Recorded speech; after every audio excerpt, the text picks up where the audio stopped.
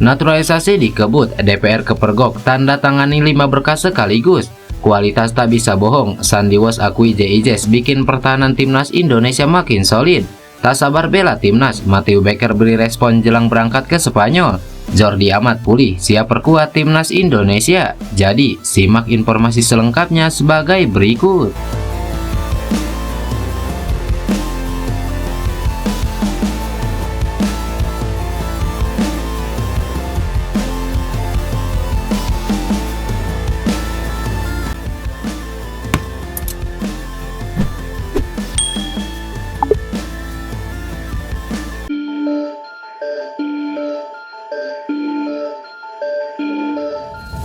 Kegemilangan skuad Garuda yang mampu merepotkan negara unggulan seperti Arab Saudi dan Australia di 2 pertandingan pembuka babak ketiga kualifikasi Piala Dunia berhasil membungkam sebuah keraguan. Kini, pasukan Sintayong menempati urutan keempat klasemen sementara grup C kualifikasi Piala Dunia 2026 atau berada di zona aman untuk lolos ke babak berikutnya. Kegemilangan timnas Indonesia dalam beberapa waktu terakhir tentu saja disadari oleh publik Vietnam, termasuk sejumlah pengamat sepak bola negara tetangga itu. Dalam hal ini, Doan Min Song juga mengakui bahwa timnas Indonesia saat ini jauh lebih kuat ketimbang Vietnam ataupun Thailand dalam skala ASEAN. Namun sepertinya para rival timnas Indonesia di ASEAN akan semakin panik dengan kekuatan timnas Indonesia saat ini. Bagaimana tidak, sebanyak 5 berkas telah ditandatangani DPR RI pada Selasa 17 September. Hal itu diketahui dari unggahan Wakil Ketua Komisi 10 DPR RI, Hatifa Saifudian, di mana dalam foto tersebut dirinya sedang menandatangani 5 berkas bersama Menteri Pemuda dan Olahraga Dito Aryo Tejo. Netizen pun berspekulasi berhubung ada 5 berkas yang ditandatangani. Netizen berpikiran itu berarti ada 5 pemain keturunan yang bakal diproses di DPR hari ini. Sesuai jadwal, memang ada 2 pemain yang berkas naturalisasinya dirapatkan di DPR hari ini, yakni Eliano Raiders dan Mesilgers. Pada pukul 13 waktu Indonesia Barat, Komisi 10 DPR RI yang lebih dulu membahas berkas naturalisasi keduanya. Tepat pada pukul 17, Komisi 10 DPR RI secara cepat langsung menyetujui keduanya untuk proses yang lebih lanjut. Jika benar ada 5 pemain yang sedang diproses, lantas siapa 3 nama lagi? Disinyalir, 3 nama itu adalah Mauro Djilstra FC Volendam U21, Dion Max NEC Nijmegen U21, dan Tim Geven FC Emmen. Dalam wawancaranya dengan Football Premier, Mauro Djilstra mengatakan berkas naturalisasinya telah diberikan kepada PSSI. Sementara itu, Dion Max dan Tim Geven sudah lebih dulu memperkuat timnas Indonesia U20 di ajang Toulon Cup 2024 lalu. Satu yang pasti, timnas Indonesia membutuhkan kehadiran pemain-pemain berkualitas. Hal itu dibutuhkan demi memperbesar peluang skuad asuhan Sintayong lolos ke Piala Dunia 2026. Di sisi lain, Mesilgers yang sedang menjalani proses naturalisasi menyoroti semangat juang tinggi yang ditunjukkan Rizky Ridho dan rekan-rekannya. Namun, pemain berusia 23 tahun ini mengingatkan bahwa perjalanan masih panjang. Ia menekankan pentingnya kerja keras dalam menghadapi tantangan berikutnya. Meski belum pernah bergabung dalam latihan tim di lapangan, Hilgers optimis dapat berkontribusi dengan cepat bersama skuad Garuda nantinya. Kami berada di jalur yang tepat, hasil imbang melawan 2 tim yang kuat adalah prestasi yang luar biasa. Kami tidak boleh berpuas diri, masih banyak yang harus dipersiapkan. Saya belum berlatih bersama, tapi saya yakin level permainannya akan setara. Timnas Indonesia punya kualitas yang bagus, ujar Mesilgers.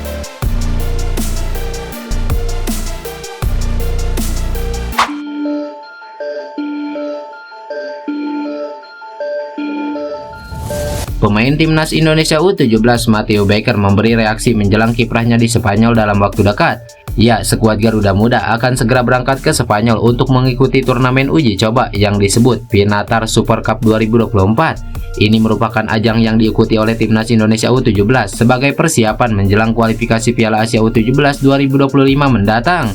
Tak hanya mengikuti turnamen Pinatar Super Cup 2024, timnas Indonesia U17 juga akan melangsungkan pemusatan latihan secara penuh di Spanyol hingga 9 Oktober mendatang.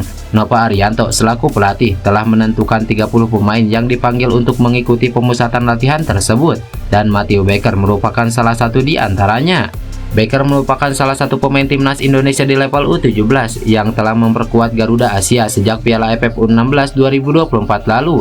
Selain Baker, Nova juga memanggil para penggawa lainnya dari Piala AFF U16 2024 seperti Javi Goli, Lucas Lee, dan Dava Zaidan. Mengikuti pemusatan latihan Garuda Asia di Spanyol, Matthew Baker mengindikasikan ketidaksabarannya melalui media sosial. Dia mengunggah foto dirinya sedang membela timnas Indonesia U17 di lapangan selagi memberi emoji bendera Spanyol di media sosial Instagram pada akun pribadinya. Sebagai informasi, Baker juga memiliki darah Australia dan Socceroos sempat berusaha membujuknya meninggalkan timnas Indonesia U17 pada Agustus lalu. Namun, pemain berusia 15 tahun itu memilih setia bersama timnas Indonesia U17 dan kemungkinan besar akan diandalkan untuk kualifikasi Piala Asia U17 2025 mendatang.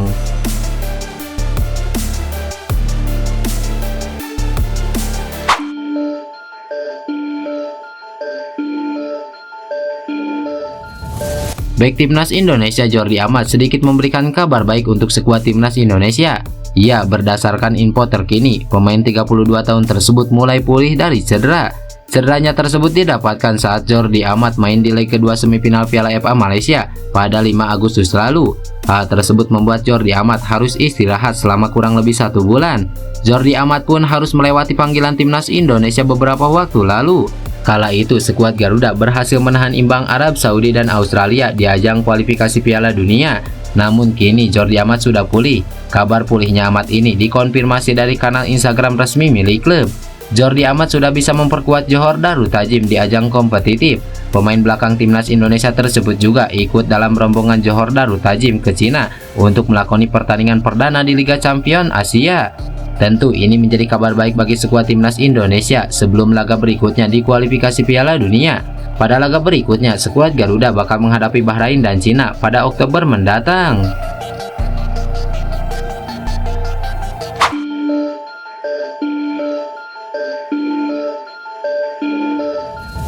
Pemain timnas Indonesia Sandy Walsh mengakui keberadaan JIJS bikin pertahanan timnas Indonesia semakin solid. Ya, hal itu sudah terlihat di 2 laga putaran ketiga kualifikasi Piala Dunia.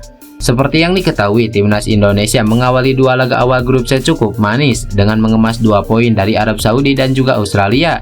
Pencapaian yang sangat positif tentunya, apalagi timnas Indonesia hanya kebobolan 1 gol saja melawan 2 tim raksasa Asia itu. Ini menandakan lini pertahanan bermain solid dan kompak dalam menahan gempuran dari lawannya.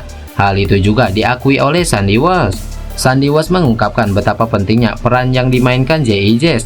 Selain itu, ia juga memberikan pujian kepada Rizky Ridho yang tampil sangat apik, khususnya saat melawan Australia. Saya pikir datangnya JIJS ke dalam tim, dirinya banyak membantu dengan pengalamannya. Dia seorang pemimpin. Lalu melihat pemain seperti Rizky Ridho yang tampil kemarin, sulit dipercaya pemain dengan begitu banyak potensi. Dan ya, semua orang mengambil bagian, ujar Sandy Walsh. Lebih lanjut, Sandy Walsh juga mengungkapkan betapa pentingnya lini pertahanan yang solid di era sepak bola modern. Sebab dengan pertahanan yang kokoh, peluang untuk menang juga sangat terbuka.